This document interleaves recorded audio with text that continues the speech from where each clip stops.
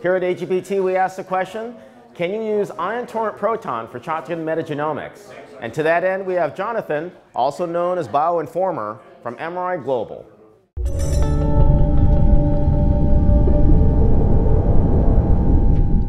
Jonathan, what can you tell me about the work you presented? So we're using the ion proton to do shotgun metagenomics of air samples.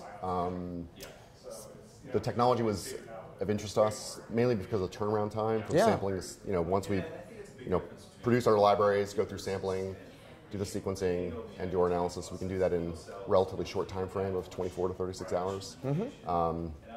So for some of our customers, turnaround time was really sort of the key decision maker as far as what technology we were using. Yes.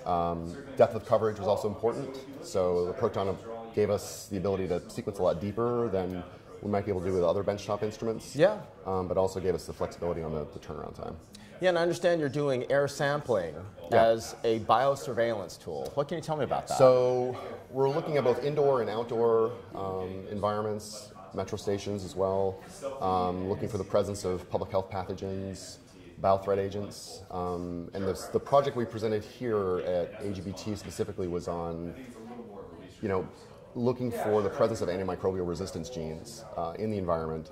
And we're actually coupling that with a laboratory study doing functional screening, taking the libraries out, expressing them in host bacteria to see, can we actually confer resistance to otherwise sensitive laboratory strains. Is the density of airborne microbial bacteria pretty high? Well, it depends on where you are standing. In here, probably not. We're probably it's pretty low. Yeah. The air filters that we get from indoor environments, you sort of have to use forensic methods to get the DNA off the filters because it's extremely low. It's well below sort of the minimum input amount recommended for sequencing. Sure.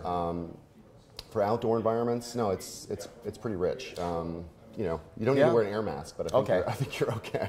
And since you are looking for a broad spectrum, have you thought about then using 16S as a targeted method?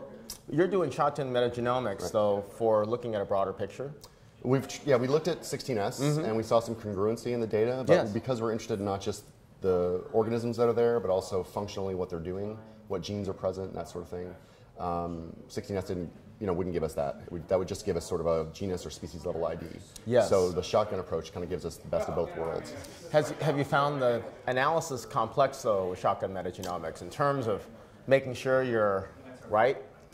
So we use a couple of different bioinformatics methods. Yeah. Essentially, we're using Kraken, which is a Camer-based tool, and also comparing that to the results we're getting from Metaflan, which is another tool. Yes. And the union of the two is essentially, or the intersection of the two is essentially what we sort of believe in. Yes.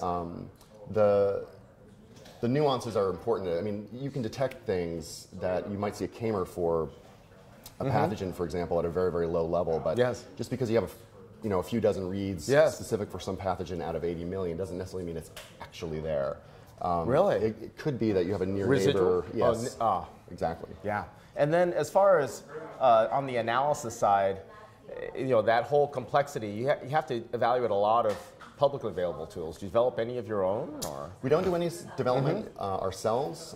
We typically rely on existing open source tools and some commercial tools as well. Yes. And we validate those internally. Sure. And sort of string those together into our own pipelines. Yes.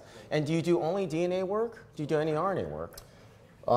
We do some RNA-seq as well. Actually, the proton was originally acquired for a host pathogen interaction program we have. We're looking at alpha viruses, and that's in partnership with George Mason University. I see.